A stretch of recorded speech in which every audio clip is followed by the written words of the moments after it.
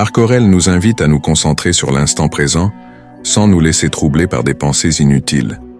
Ce qui arrive ne doit pas nous perturber, car seul le présent est à vivre ou à perdre. Il nous pousse à nous interroger sur notre peur de la mort et à agir comme si chaque instant était notre dernier. Nos pensées façonnent la qualité de notre esprit, et l'anxiété ne vient que de nos perceptions, non de l'extérieur. La vie se construit action après action, et les obstacles deviennent des opportunités de progression. La meilleure vengeance est de ne pas ressembler à son ennemi, et l'inaction peut aussi être une injustice. Il faut recevoir sans orgueil, lâcher prise sans attachement, et endurer ce qui peut l'être sans se plaindre. Agir pour le bien commun nous en fait profiter aussi.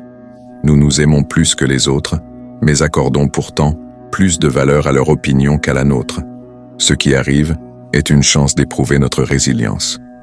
Ne pas faire ce qui est injuste, ne pas dire ce qui est faux, et savoir qu'on peut toujours choisir de ne pas avoir d'opinion sont des principes essentiels. À chaque instant, il faut se demander si ce que l'on fait est nécessaire. Si une chose est humainement possible, elle est à notre portée.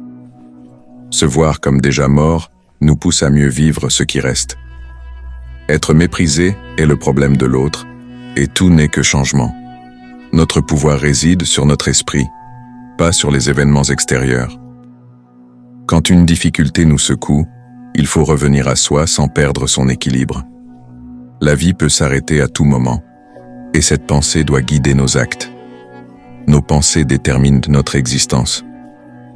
Sans objectif clair, il est impossible d'avoir une vie cohérente. L'échec doit être suivi d'un redressement, et nous devons nous réjouir d'agir en humain. Se limiter au présent, cesser de se soucier du regard des autres et se concentrer sur ses propres actions apporte la sérénité. Nous avons tant à offrir et pourtant, nous nous contentons souvent de moins. Maîtriser l'écriture et la lecture exige un maître, et la quête de liberté, de bonheur et de tranquillité est un combat noble. Rien ne doit nous freiner. Comme un feu transforme tout en lumière, nous devons faire de chaque épreuve une force. Aimer ce qui arrive, c'est trouver la plus grande harmonie. Tout ce qui est humainement possible est aussi réalisable pour nous. Ne pas se sentir offensé, c'est ne pas l'être. Il ne faut ni procrastiner, ni s'éparpiller, ni être passif ou agressif, ni se laisser happer par les affaires au détriment de l'essentiel. Il faut embrasser son destin et en faire sien chaque élément. Pratiquer même ce qui semble impossible. Ne jamais s'agiter pour ce qui échappe à notre contrôle. Nous existons les uns pour les autres. Plus un homme approche la sérénité, plus il se rapproche de la véritable force.